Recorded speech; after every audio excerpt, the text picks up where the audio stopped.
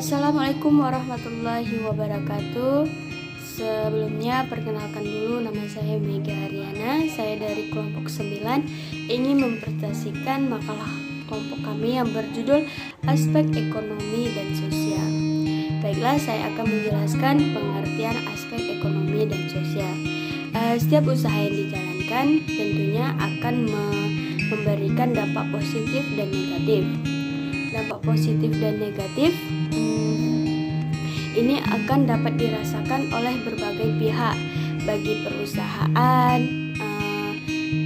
itu sendiri, pemerintah ataupun masyarakat luas. Dalam aspek ekonomi dan sosial, dampak positif yang diberikan dengan adanya investasi lebih ditekankan kepada masyarakat umumnya dan pemerintah umumnya. Dampak positif investasi terhadap ekonomi akan memberikan peluangan meningkat pendapatan masyarakat dan pemasukan pendapatan bagi pemerintah pusat dan daerah. Yang kedua, dampak negatif investasi terhadap ekonomi, eksplorasi ada yang berlebihan, masuknya pekerja dari luar daerah sehingga mengurangi peluang bagi masyarakat sekitarnya. Yang ketiga, ada dampak positif investasi terhadap aspek sosial adalah tersedianya sarana dan prasarana yang dibutuhkan bagi masyarakat dan bagi pemerintah, adanya perubahan demografi di suatu wilayah, perubahan budaya dan kesehatan masyarakat. Yang keempat, ada dampak negatif investasi terhadap aspek sosial adalah terjadinya perubahan gaya hidup, budaya, adat istiadat, dan struktur sosial medianya. Yang kelima, ada diharapkan dengan dibukanya investasi akan banyak memberikan manfaat dari aspek ekonomi sosial kepada masyarakat dan negara. Baik, sekian dari penjelasan dari saya, maka akan dilanjutkan oleh Sabrina dan selanjutnya akan dilanjutkan oleh Miranda. Baik, saya Sabrina akan menjelaskan tentang peningkatan pendapatan nasional. Ditinjau dari aspek ekonomi, salah satu kelayakan usaha atau dapat dilihat dari kemampuan investasi tersebut dalam meningkatkan pendapatan nasional atau daerah melalui peningkatan PDB dan PAD. Artinya, dengan adanya investasi akan berpengaruh terhadap peningkatan pendapatan secara nasional dan pendapatan daerah di mana investasi tersebut dilakukan. Untuk menghitung pendapatan nasional dapat dilakukan melalui 3 pendekatan, yaitu 1. Pendekatan produksi, 2. Pendekatan pengeluaran, 3. Pendekatan pendapatan. Yang dimaksud dengan pendapatan nasional dengan pendekatan produksi adalah nilai seluruh barang dan jasa yang dihasilkan oleh suatu negara dalam 1 tahun tertentu. Cara menghitung pendapatan nasional dengan pendekatan produksi adalah dengan menjumlahkan nilai tambah yang diwujudkan oleh berbagai lapangan usaha dalam perekonomian. Kemudian yang dimaksud dengan pendapatan nasional dengan pendekatan pengeluaran adalah pendapatan nasional yang dihitung dengan menjumlahkan pengeluaran yang dilakukan oleh berbagai golongan masyarakat dalam perekonomian. Dan yang dimaksud pendapatan nasional dengan pendekatan pendapatan adalah pendapatan nasional yang dihitung dengan menjumlahkan belasan jasa yang diterima oleh faktor produksi. Assalamualaikum warahmatullahi wabarakatuh. Perkenalkan, nama saya Miranda. Di sini saya akan menjelaskan materi kedua dari makalah saya yang berjudul Dampak yang timbul di dalam aspek ekonomi dan sosial. Secara garis besar, dampak dari aspek ekonomi dengan adanya suatu usaha atau investasi, misalnya pendirian suatu pabrik, antara lain 1. Dapat meningkatkan ekonomi rumah tangga melalui peningkatan tingkat pendapatan keluarga.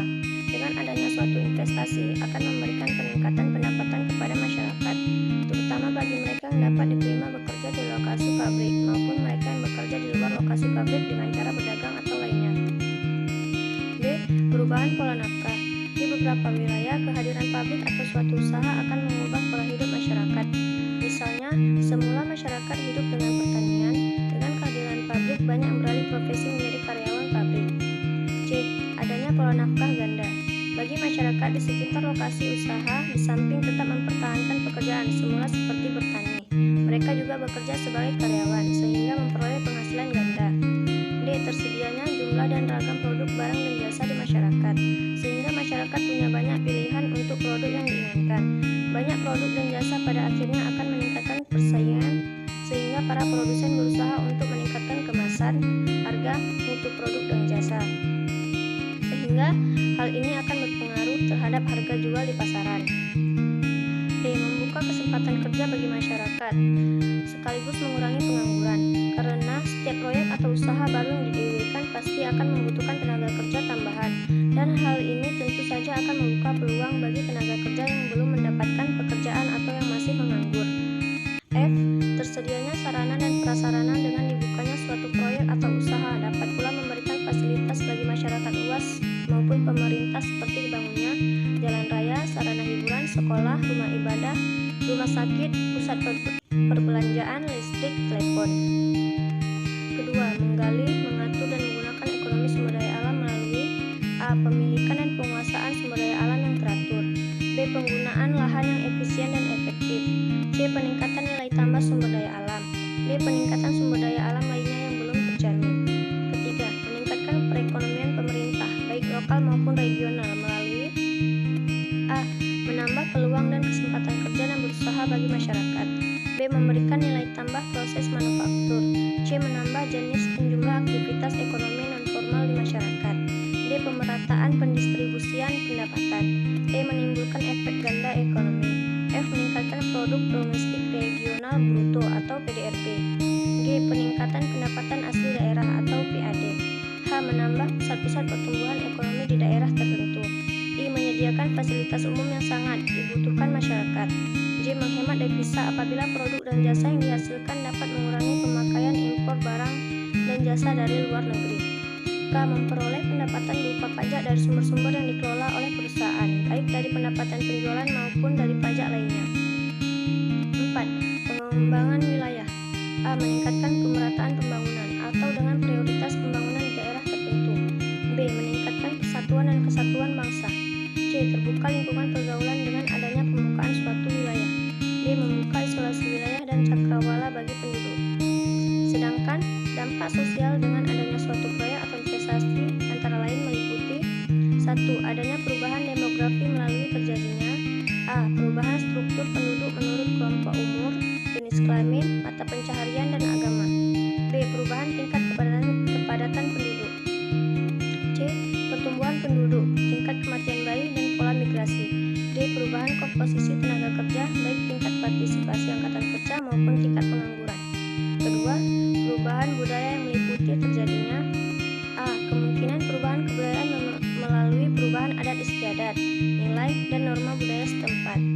B. Terjadi proses sosial baik proses asosiatif atau kerjasama, proses disosiatif, konflik sosial, akulturasi, asimilasi, dan integrasi maupun sosial lain. C. Perubahan peranata sosial atau kelembagaan masyarakat di bidang ekonomi. D. Perubahan warisan budaya seperti perusakan situs purbakala maupun cagar budaya. E. Perubahan pelapisan sosial berdasarkan pendidikan, ekonomi, pekerjaan, dan kekuasaan. F. Perubahan kekuasaan dan kewenangan melalui kepemimpinan formal dan informal. G. Perubahan sikap dan persepsi masyarakat terhadap rencana usaha dan atau kegiatan.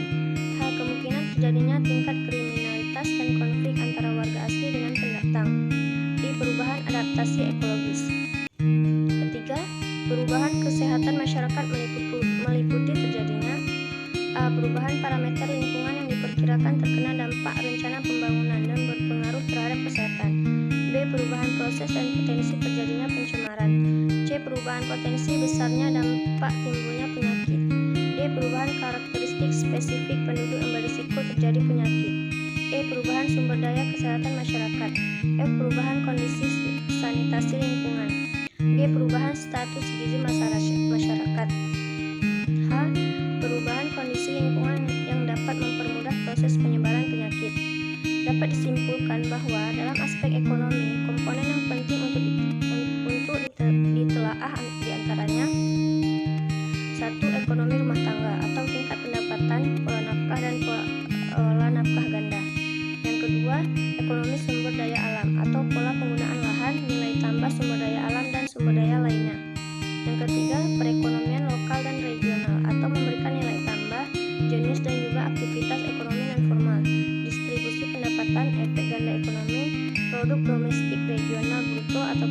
PDRB, pendapatan asli daerah atau PAD, pusat-pusat pertumbuhan ekonomi, fasilitas umum dan fasilitas sosial, aksesibilitas wilayah.